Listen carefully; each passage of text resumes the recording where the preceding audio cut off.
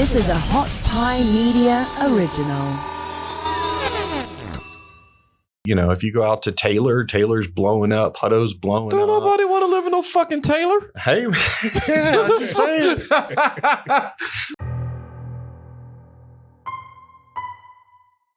Hot Pie Media. Stupid dumb beat made by G-Bron.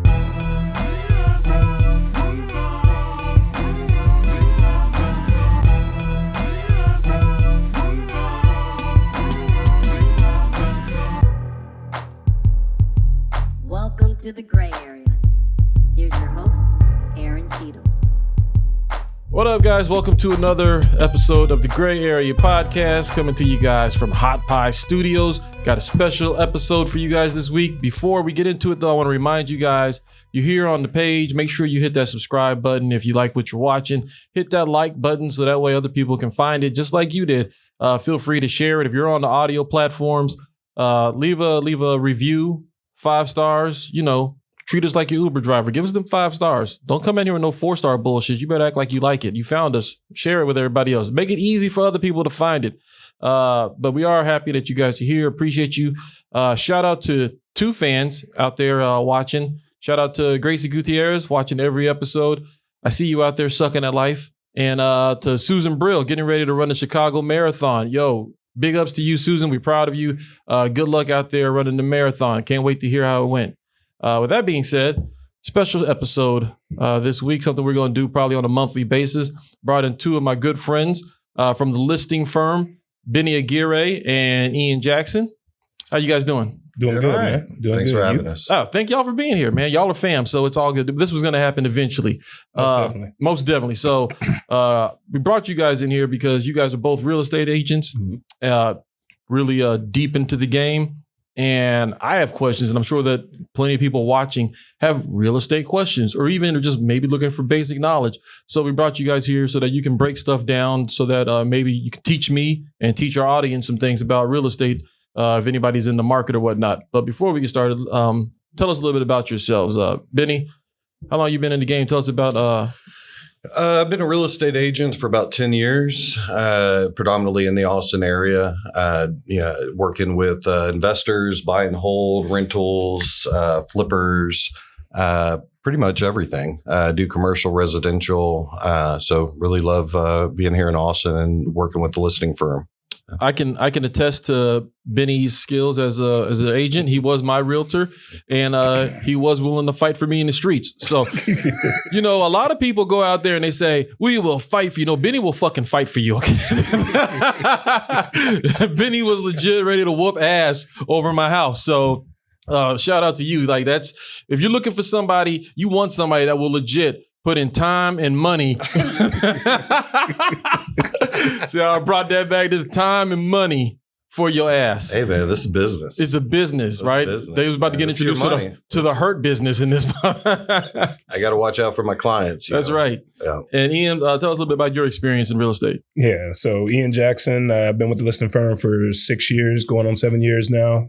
Primarily worked the San Antonio market, New Braunfels, surrounding areas, things like that. Basically, mine is similar to Benny's. I work with a lot of investors, primarily sellers on my end. But for the most part, you know, dealing with flips, owner financing, buy and holds, wholesales, a lot of different moving parts of different transactions that I've been able to get the experience with just, you know, networking and working with people in the industry and just turning it into a profitable business and helping consumers out, man. That's what I love to do. The only thing I understood was networking. Everything else you said was foreign. I was like, I know that one. I know networking. Yeah, well, there's the lingo of real estate can be a little confusing. So maybe that's something we can touch on today and hopefully clear up. Well, that's hopefully the point of this whole thing is to make to answer questions for people that, you know, don't know the answers and maybe don't know who to ask or where to go for answers. Right. Hopefully, you know, throughout this series of sit downs that we do, we'll be able to answer a lot of people's real estate questions. For sure. That's the goal. So my question for you guys is, so I was in the market 6 years ago. Mm-hmm. Beni was my agent, and that is what you call an agent, right? Yeah. Okay. Beni was our agent. And I remember what the market was like 6 years ago when we were shopping around. And then fast forward to today, and it is vastly different. You know, the market was, when we were shopping, you know, 250, you know, 275 would get you a good place. I have a friend that he got a foreclosure back in 2012. He bought a foreclosure in Cedar Park.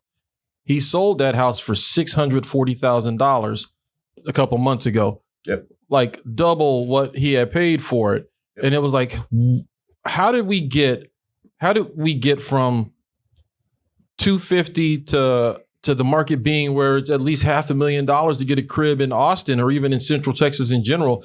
Like, how did that happen? And I know the easy answer that people will say, oh, the Californians came in. Is that it? Or like, what happened? How did the market blow up to where it is now? And is this sustainable? There's a lot that went into that. So the biggest factor is going to be inventory. So in Central Texas, to have a balanced market, you need 6.5 months worth of inventory. Here in Austin, especially over the last year and a half, we've had a month or less of inventory, for a lot of the times having as little as 2 weeks of inventory. So when you consider that in conjunction with you need 6.5 months of inventory in order to have a balanced market, that's why everything has favored sellers so much. Over the last year, we've seen basically locally in the Austin market, 100,000 appreciation across the board. So that's why your friend was able to buy in 2012. Now in 2012, he probably purchased 200 to 300,000 at most on that foreclosure, and he's turned around and flipped it. So in my opinion, one, limited inventory. The other thing is currently in Austin, our average income is $55,000 for the local population. But what's happening is not only from California, from Seattle, from Chicago, from New York, all over the United States and abroad, we have high income folks that are coming here working for all these tech companies, semiconductors that are coming here, and their incomes far outweigh what the average person here in Austin has been. And they also have the cash reserves in order to put down, beat out competitive offers. So with limited inventory, low interest rates for borrowing, new influx of people coming into our local economy, San Antonio economy, major corporations coming to Texas because of the tax benefits, not only to themselves, but also their employees. All of that has kind of collided along with COVID, people working from home, needing to, desiring more space. You know, a lot of us were working from home with our spouse from our kids, realized, hey, I got to be on this conference call. I got to do this. I need a home that can fit this new lifestyle that I have, this new work lifestyle, this new career lifestyle that I have.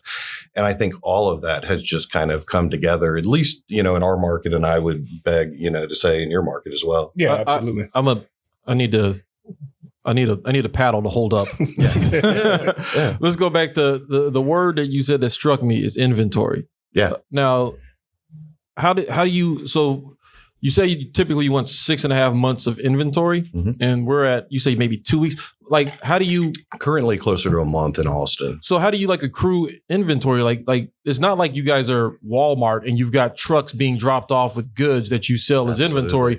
So like, how do you manage that? Like I guess I'm stuck on the inventory part. Like you don't have any control over that. It's a great question. No, yeah, exactly. So inventory for us, part of the big issue is look at interior Austin. There's not a lot of space to build new homes. So that's why you have, like myself, one of the things I'm doing with investors to create more inventory is we go into various parts of town where you can take an existing home and you have the right to build an additional unit.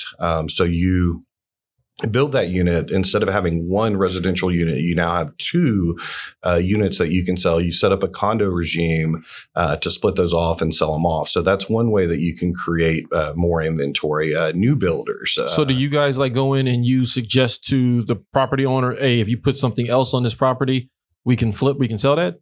Yeah, absolutely. If the deed restrictions allow it, that's an opportunity. Now, also you have to have a good tenured, seasoned investor, builder, developer that know what they're doing, because you can get caught up in the materials. But from a build out standpoint and from the availability to create more inventory, if the deed restrictions allow it and we can build something that's profitable, absolutely. Now, if we a lot of times can hold on to the home that's existing there and make it work, we absolutely will. If we can't, can't, you got to go forward with the market. But that's one way to build inventory. Condos, the big condo, like apartment complexes that you see, that's another way where they can go into like factory areas, build that up, make that a residential mixed use space. Builders building on the outskirts of town. So what's happened in the last year, we have folks that are buying now in Cedar Park that live and work in Austin currently that are buying out in Buda, New Braunfels, San Antonio. I've had clients go to San Antonio during this last year to purchase, and I've helped them because the Austin market was so brutal for many buyers, over the last 8-12 months. Is it better in San Antonio? Price points, yes. You still have multiple offers, so it's very competitive. So buyers do have to kind of be swift, ready to go. You can't kind of drag your feet. You're going to miss out on the opportunity if you do that. But yeah, it's better from a price point standpoint, whereas what's the median here now? About Around 575. 575. 575? Yeah. So like On 6 average. years ago, it was like 250, 275, maybe 3. Yeah, that's bananas. Yeah. It's bananas. In the past 6 years, it went from that to 575. Yeah, right around there. Yeah. Now we have seen a little bit of cool off in the market over the last few months. But that cool off, I wouldn't say necessarily is affecting values. It's just that rapid appreciation and then the terms that sellers were able to get. Sellers were getting away with saying, I'm going to pay for nothing. You're going to have to do what's called a full appraisal waiver, meaning that if your house doesn't come out at the value that it's under contract, you have to cover the difference. Sellers were getting leasebacks. I had some leasebacks that were as much as 60, 90 days at no cost. What? Okay. What's a leaseback? Go ahead. So a leaseback is when we close on the property and the seller leases it back from the buyer for technically they can't do more than 90 days. But you can offer a deposit, monthly rent. Essentially the seller becomes the tenant for the new buyer because the buyer is going to become the homeowner, live there for, the seller is going to remain in the property for up to 90 days and he pays the rent to the buyer. Hold on. So you're selling me a house. Mm-hmm. I buy the house from you, Right. but I let you stay in the house for 90 days Yeah. and you pay me rent. Yeah. And then at the end of the 90 days, you vamoose and I move in. Yeah. Or during the height of the market, I wasn't paying you anything. I was chilling in that crib you bought from me for 3 months for free. Shut up. Yeah. Absolutely. Is that normal? No. Not at all. Then how did that become a thing that is Inventory at that time in our market was as little as 48 hours. Yeah. You had a couple of weeks where it was like 48 hours. Yeah. We were listing on Thursdays and most things were going under contract by Monday, Tuesday. So, I mean, I would show up for open houses and there would be 30 people in line to go into a home. So you're in like New Braunfels, and San Antonio. Are you seeing this same type of like growth in the market there as Yeah. Yeah. The growth is steady all across Texas right now. What we're not seeing in comparison to Austin is the prices. So yeah, we're still seeing multiple offers going well above asking, things of that nature. But you guys were having homes that were selling $200,000-$300,000 over list price. Yeah. We haven't quite hit that. There's certain pockets of San Antonio where, cash buyers is going to come in and just, hey, I want it. And they kill pretty much all the other deals that are out there. Their offer is just that attractive. But as far as in comparison to Austin, we don't have the repeated $300,000 over list price or something like that. But that's also because Austin is getting that influx of industry like Beni was talking about. So you have people that have those cash reserves coming in, or they're selling their property from where they were at before. California for $1 million. Or they're getting their insurance claims finally paid out from where their house might have been burned down through the wildfires or something like that. So they're coming in very cash heavy and they can do that extra over the asking price or the appraisal waiver, things of that nature. So, So you guys are seeing growth out there, but not necessarily price point wise. So is the prices are still about the same? Prices are still higher than where we were. We're probably at about a 20% uptick from where we were, say, even a year ago in some areas, which is mild considering some of the things that I've seen from the Austin market. But, overall, it's just steady growth that's continuously going to happen. As far as it tailoring off, until we get more inventory in the market, there's not going to be a shift to a buyer's market. So in order to get more inventory, does that mean we need to that people need to move out?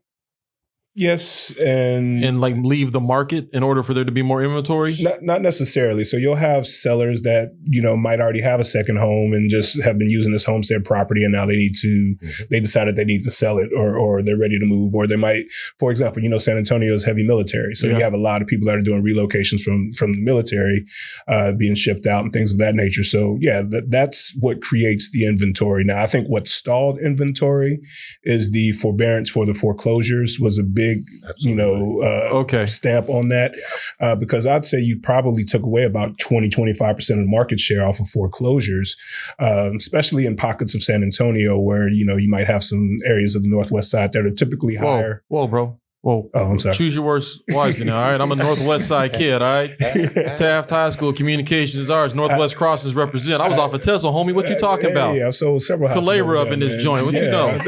Grissom, motherfucker. Grissom. What you know about Bandera Road? We roll, man. Hey, Chachos. Up, man. Chachos.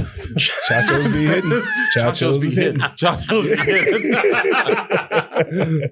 Yeah, I've had a few seller meetups there to, talk a little business and have a couple of drinks. Oh, there's not a lot of business being talked at Chachos. It is, if you start early, there is. Okay. But, you got to start before the meal comes. Yeah, before the meal comes, before the drink gets halfway, you usually get you eat a whole Chachos plate, you going to sleep. It's Mimi's time. Yeah, it's a wrap.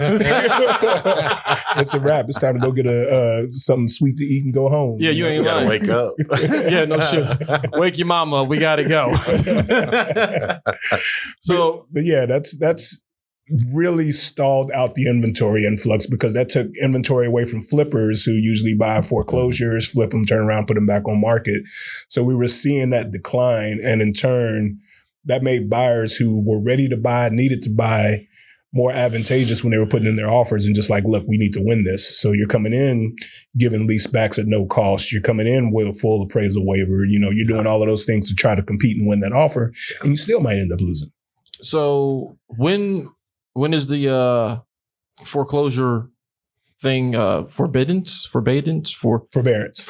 When does that end, or has it ended? It has ended, but they haven't started enforcing the foreclosures. I think they're starting to roll them out slowly. Yeah, it's a process, the whole foreclosure process for lenders and banks. It's not like something that immediately takes place. So that's the bet a lot of people have nationally, not only within our market, but in other markets, that there's going to be a lot of inventory that's going to come, into the picture that's going to help reduce prices. Now, I think in pockets of our country, absolutely, that's going to be the case. But overall, in Austin's market, what's going to happen is sellers with that forbearance, they know that they can sell their home for more than just being foreclosed on. So they're going to go and try to capture that equity and sell off their home, which could mean whether it's a full foreclosure or they're selling off that home before all those proceedings go through, that they're able to, walk away with more money versus just, giving that away. So investors, everyone, residential home buyers, they're going to have opportunity, but those are going to be snatched quickly. And even with that, at least in my market, I do not anticipate a large inventory of foreclosures. The last time I really saw a good amount of foreclosures was like when your friend purchased in 2012, 13. A year and a half ago, I could see somewhere in residential foreclosures around 30, 40 that, were on the market.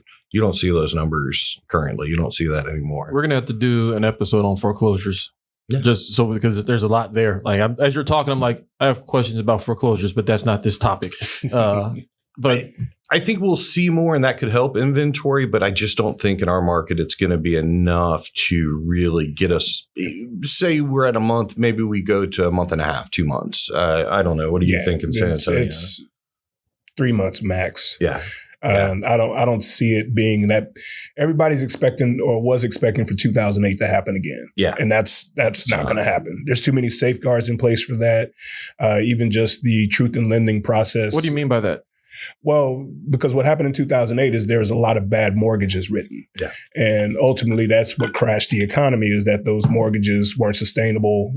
People were defaulting on them left and right. So the people who buy those mortgages weren't buying those mortgages anymore. So that's what created that default in the investor market, if you will. We're not going to see that same type of situation happen now because there's so many safeguards that they put in place. It's a process to go through on the foreclosure. Back in the day, you could foreclose in 30 days or 45 days or something like that. Now lenders have to kind of do what's more so like a foreclosure packet. So it starts the process of the foreclosure. So whereas they used to foreclose in 45 days, you might be looking at 90 or 120 or something like that. And they're still offering, loan modifications and things like that to keep the seller in the home. Yeah, absolutely. They want to keep them. It benefits the bank. It benefits the bank to keep them. They don't want default loan packages that they're selling in the secondary market. So ultimately, it won't get to that. They have too many safeguards in place to keep it from going in 2008, in my opinion. Now, we will see that influx of inventory, but like we said, with prices still being on the higher end, a lot of times these sellers are going to be able to cash out. Now, the situation that you run into is those sellers that don't have equity. Those are the ones that are going to be in a kind of a sticky situation. Yeah, because they don't have enough equity to say sell. Or one of my fears, and this is why I don't know, I might be going off on a little tangent here, but I want to make this point. One of the reasons why I kind of shied away from working with buyers over the last year is because, one, of how competitive the market was, and two, I worked with a lot of first-time home buyers. And a lot of times, unless they had the cash reserves, they just weren't able to compete with those offers. So I didn't want to have to deal with a lot of clients and that emotional side of the real estate that a lot of people don't talk about when you put in offers and your offers are constantly getting rejected or not accepted. Those things really weigh on buyers as well. So, Sure. And time is money. So we want to make sure that we're educating and guiding our buyers to do the right thing, essentially. But one of my fears with working with buyers in this particular market, or what we've just kind of seen, was that those buyers that could go in over, they might be leveraging their retirement, their 401ks, or whatever they have in cash reserves to win that offer. What's going to happen if they have a hardship that happens and they have to sell? And now they're upside down 50, 60,000 already because they went 50, 60,000 over on their price, So those were the things that I would try to educate buyers on that I did work with. And I worked with the buyers that were willing to make that, that concession to do that. So, but yeah, it's been a crazy time over this last year and a half in the market. So, buyers just, you really wanted to know what you were looking for and be ready to make a move in order to be able to compete with the inventory being so low. So what's it look like going forward in this market? I mean, if with it being as hot as it is, is this what it's going to look like 10 years from now? Is it going to stay this hot, or will it come back down at some point? Because I mean, ultimately, it's pushing a lot of people who have been in Austin for a long time out of Austin. I mean, look at the exodus to Manor that we've had. Del Valley, Lockhart, I had a client go $40,000 over list price on a house in Lockhart with a full appraisal waiver, and we didn't get it. What? Yeah, in Lockhart. Yeah, Lockhart. A lot of people are moving to Lockhart. Lockhart's nice though, low key. It is low key. Yeah, it's a chill little town. I woke up drunk there once. Scene. I don't recommend that. Well, wait. I was driving. I woke up. This is Saturday. I woke up driving through Lockhart, and I was like, "How the fuck did I get to Lockhart?" Yeah. Oh shit! Turn around. Yeah. Wrong turn. Don't remember the last 20 minutes of this drive. But we all been there. It was a bender night.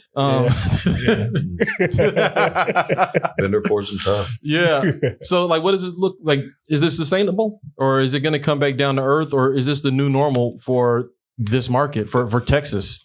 To me, it's a little bit of both. I agree with that. I think that we have hit kind of the crazy appreciation we've experienced over the last year. I don't think you're going to see that continue. At least there's no market indicators that I see saying that, hey, we're going to see that crazy rapid appreciation in 2022. So I think we'll see appreciation level off, but I think the values are going to be sustainable. We're just not going to see them jump so dramatically. They're going to continue to rise because we simply don't have the inventory. It's simple economics, demand versus supply. We have a high demand, a very low supply. So, I mean, if you're buying here and you're holding, as long as something like globally, nationally, we don't have, just some economic situation that just killed the market in general, but just the market itself, I think it's going to sustain.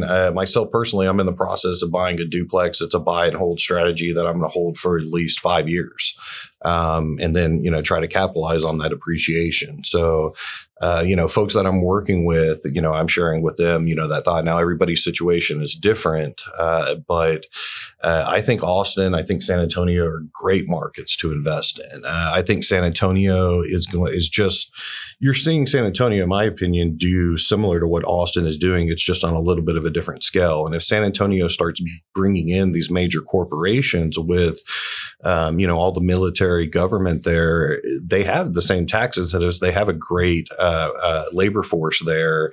They have tons of land, and a great infrastructure. Yeah. Like the highway system there is far superior to what we have in Austin. Ian and I talk often, and we have for many years that, and we're not the only ones that talk about this. Many people do, that Austin and San Antonio, it's becoming DFW. It's going to be SATX or something like that. You remember Demolition Man? Mm-hmm, mm-hmm. How like when in the future it was like San Diego, Santa Monica, Los Angeles had all molded into one big thing. Like that's, as I've looked at the growth, since 2008 when I moved to Austin. Oh yeah. Like we were saying it back then, joking, like it's about to be just the I-35 corridor. It's just going to be one big city from San Antonio all the way to Austin, and it's starting to feel like that. You drive through Kyle, Buda, New Braunfels, San Marcos, New Braunfels. Like New Braunfels you didn't even realize you was in and out of New Braunfels back in the day. You just drove through there. The only thing I remember is the Flying J truck stop on the left-hand side of the highway off of exit 192. I've been up that road one too many times. But yeah, that was it. That was New Braunfels. And now there's a fucking sign, welcome to New Braunfels. And they got pretty looking overpasses and stuff. And they're doing all of that, man. There's a lot of new development going on in New Braunfels, new construction going up left and right. Tons of new construction. And it's going from New Braunfels up 46 all the way out to Seguin, all out to down 46 to Spring Branch, Bulverde. I mean, anywhere you can find some land and throw up some homes, they're doing it. Yeah. So that being said, there's enough movement in the new construction to keep the inventory percolating, if you will. But I still don't feel like it'll reach that buyer's market shift for a little while, No, I don't foresee that. Yeah. I wish I could say when exactly that would happen. I'd be a lot richer, but I don't foresee that anytime soon. So if you're a person like myself or any of these other Austinites that are possibly looking to upgrade, move into another spot, chances are you have to look elsewhere. Unless you're cash rich, you're probably going to have to look elsewhere because it's going to be a little tougher to stay in the city. If you're making the average $55,000 a year here in Austin, it is going to be tough for you to buy a single family home in city of Austin proper, for sure. Well, then let me ask you guys this, because I thought about this, and then we'll conclude. For you guys, would it be more advantageous for you to work more with rentals because of the inventory being so low in selling and buying, or like is that an avenue that you guys have tipped your toe into, like dealing with rental properties? I do a lot of rentals. Now, because the inventory is always there for rentals, right? Inventory is usually pretty good for rentals. Now, apartment complexes, most of those have been, pretty snatched up in the local market. Those are getting filled with the influx of people. Cheap cost of living apartments, you don't have to put down the high security deposits. You're typically looking at like $300-400. But I would say the majority of our business is in buying and selling. I do a lot of both. That's where I spend the majority of my time. Full disclosure, that's where the most profit is going to be. And if you're good, like Ian is, like I am, you build that business and you make it happen. So even in low inventory, I can say I've had the best 2 years I've had in my career in the last 2 years with this inventory, with COVID, with everything. And now that is in conjunction with working no less than 60 hours a week, sometimes 80 hours a week. So you have trade-offs, but as far as the rental game goes, rentals, I do a lot of that. I help a lot of buy and hold investors with rental properties, help give them like different ideas to make it, really affordable for them.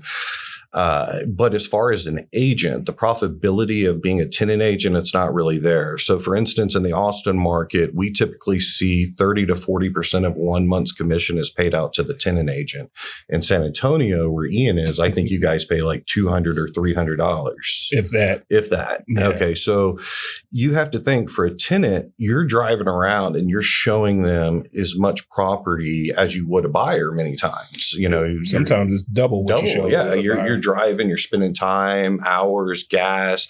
And when you calculate that all up, and, you know, with what your pay is, I mean, in San Antonio, it's brutal. Yeah. But even in Austin, I mean, 30% of 1 month's rent, I mean, that's not something that you're going to make a living off of. And if you are, you're spinning your wheels a lot. Now, with that said, when I got in the business 10 years ago, I did a ton of rentals and I did a ton of contracts like that. And that really helped groom me and learn the business, get familiar with the contracts. I do recommend to anybody else starting in the business that it's a good place, not only one, for you to learn that, but two, for you to meet people. If you are new to the business, there's only so many friends or family that you can go and say, hey, I'm in the business, you know? Right. So it's a way for you to meet folks. And many of these folks that you're helping, they're qualified to go out and buy a home. They're moving here. They're going to be here for 1 year. And then they want to figure out, you know, the landscape, and then they want to go out and buy. So there is benefits to doing it. But aside from, for myself, helping my clients get renters in, doing background, credit checks, all that stuff, I am not an active tenant agent. No. Yeah. And I'm pretty much in the same boat. Like you were saying, the structure in San Antonio is a little bit different, especially from the payout scale. But it is a great way to build your pipeline. Like you were saying, you have those leads coming into you whenever you have a lease listing. You know, you might get 10, 15, 20 calls. If you put them on a drip campaign or something like that, a way to follow up with them, you might have one or two qualified buyers out of that pool every time out. So it's a great way to build your pipeline, but it's not necessarily a business model that I build on. Yeah. But I do help my investor clients that I work with, if they have a buy and hold property and they need a tenant in it, I'm glad to list it and get somebody in there for them. Yeah. Last part of the equation, and you just touched on it, Beni. How did the pandemic affect the market? Because from what I understand, real estate was busy as hell the past 18 months. Yeah, sure. And it's like, but we were all shut down. It's been a pandemic, but fucking profits are up, right? Mm-hmm. How did the pandemic affect not only this market but real estate in general? Well, I mean, it was kind of like what Beni touched on earlier, as far as people having to work from home, do everything from home. So you had your kids doing school, you had your wife and your husband or partner or whatever, they're all working from home. You find out that space is not going to work for you, you know, but at the same time, everything's shut down. So you're not spending money. So now you have a little bit cash liquidity. And now you're saying, okay, well, let's look into buying a bigger house, something that has more of a staycation feel. Maybe you want something with a covered patio to where you can office out of the backyard, you know, versus having the office right next to your wife or your partner or whatever. You know, or the kids in doing their school and they're there all day doing that. All of that gets in the way. So a lot of people decided that, hey, this house is not working for us. Let's see what's out there on the market. And then what ended up happening, I think, is you create that competitive energy with buyers, especially if you're in a multiple offer situation. They don't want to be the loser. So agents are encouraging their buyers to say, hey, we need to present the strongest offer possible. Buyers start thinking about what they want to do. And that's how you get to these well above asking, sweet leaseback, no deposit, no rent for it, appraisal waivers. That's how you get to all of that. So that's kind of what helped to elevate the market to where we're at right now, as far as the well above asking and all seller contingencies in the seller's favor, I should say. Yeah. That's really one of the things that I've seen as an impact of COVID. Now, as far as from the distress side of things, we still haven't seen the impact of that yet, with the forbearance just really going away. You know, now the eviction moratorium is going away. So we're going to see some influx of inventory from that. A lot of landlords who may not have had rent for the last year and a half, you know, property might be damaged. They don't have the money for repairs because they got to sell. So we're going to see some inventory come from that as well. But yeah, COVID had a significant impact on what we're dealing with in the market right now. I feel, you know, all right, personally. let me see. So let me see if I understand the situation. You guys have explained it well. Let me see if I'm up to speed. So the reason or how we got here is companies moved down to the area. A lot of cash heavy people moved to the area. Absolutely.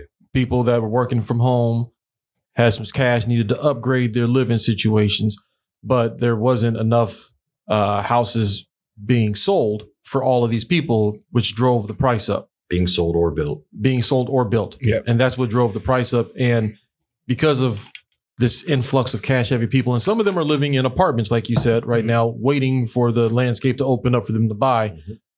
It's not really going to go down anytime soon. This is probably the way of life in the real estate market, at least going forward for the foreseeable future. Yeah, I would say so. And another thing to touch on that impacted was the supply chain breakdown. Lumber shortages, that really helped catapult those values, especially on the new construction side of things. Facts. Yeah. So all of those everything you can think of, every material that you would need. I was working in business in building materials, so I saw the prices go up and everything. Yeah, for sure. Yeah. I watched it happen where I had somebody saying this time last year, that piece of plywood was $11, and now it's $43. You had new builders that used to just sell their property for a stated price, basically go in and create, like on the resale market, where buyers were having to go in and compete with other buyers and over ask price. Yeah, I've never seen bidding wars on new construction until COVID. And then if you read the contracts, a lot of these new builders, they have a nice little section that's new over this last year that basically says that they can cancel the contract at any time, and all they have to do is give that buyer back his earnest money. So the builders most of them have, a clause or something similar that gives them an ability to get out. Now, the idea that a builder will actually do that, there have been some that have over the last few months. I'm not going to name any, but there have been some that have. But most don't want KB Homes. Oh shit! What happened? Excuse me, Gazoon time.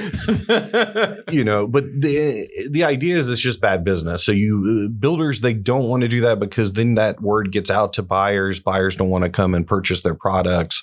So most of them, if they're prudent businesses, they won't do that. But there are some that have, and they're taking advantage of that clause. And there's some pissed off people for sure. I think I understand. I think you guys did a good job of breaking that down. I think I get it. And it's disheartening. I'm going to be in that same small ass house. Yeah, but your house is centrally located, man. People can't. I got two growing kids, Beni. They grow like weeds too. Yeah, weeds. People will, people will be able to stay in our market, but they're just going to have to go out. Like, if you go out to Taylor's blowing up, Hutto's blowing up. Don't nobody want to live in no fucking Taylor. Hey, I'm just saying. Like I said, I got folks that are moving to San Antonio, so you're going to get more bucks in these outliers. San Antonio, you get way more buck for sure. They give you a lot more. You get a ton more. So if you're working from home, you don't want to throw all that money, but you want the quality. Maybe you just have to come to Austin once a week to meet with your group. Rest of the time, you're chilling in San Antonio. So our markets are just going to collide, and everything in between: New Braunfels, Buda, San Marcos. I love San Marcos. I think San Marcos is a great place to invest. San Marcos is trouble. It can be, it can. But I think it's a cool little town. You have the university there. Typically, places with universities, they're sustainable in up or down economies. So there's a lot of potential there, but you're not seeing necessarily the appreciation in San Marcos that you're seeing, in our area right now. But if you can find a good cash flowing rental property, buy and hold that thing, you're going to do well. Yep. Cool. Well, thank you guys for coming on. Hopefully you guys that are watching, you learned something today. I know I learned a little bit of something. If you guys have questions that you want to ask them, feel free, throw it in the comments. Hit me up on the Instagram or the Twitter. It's Podcast The Gray Area on Instagram. I think Podcast Gray Area on Twitter. Go to Facebook page. You can send us comments there. Any questions you'd like to ask these guys about real estate. That's what they're here for. They're here to help out with any questions or whatnot, to educate you guys. Because I figure if they can teach me, then there's at least a couple of dumbasses like me out there watching this that might be able to use some of this same information. So definitely, Beni, Ian, thank you guys for coming on. We're going to do this again and again and again, and we're going to hopefully educate you guys. Do you have any final words before we get out of here? Man, just everybody be well. If you need anything real estate wise, definitely hit up me or Beni. Where can they find you guys online? So Facebook, listing firm _SA is mine. And then what is my handle on that? The rebate _rebate_realtor is on Instagram. Okay. You can find me on Instagram at Beni Aguirre ATX Real Estate, or you can find me on Facebook at Beni Aguirre, the listing firm Austin. And that's AGUIRRE? Yeah, and Benny's actually BENI. Yeah, let them know different. this. Yeah, it's not the typical, And also, like that. You hooked it up with the Cap City Clean for our Domino's episode. Mhm. So this is who I was talking about, guys, when I was thinking our sponsors for that episode. That's you. That's another thing we'll have to delve into at another time. Yeah, and we're also gonna have to delve into Ian coming up here and catching the smoke on some bones as well. You don't want that, man. You ain't even ready for that life. Oh, guys, as always, thank you so much. Like, share, subscribe. Remember, podcast The Gray Area. And also look me up, follow me on all of the socials at _Aaron Cheatham. Until next time, here's mud in your eyes. Peace. Thanks for listening. You can find more episodes and all of our other Hot Pie Media originals baked fresh daily at our home online at hotpiemedia.com, the Hot Pie Media YouTube channel, or wherever you listen to podcasts.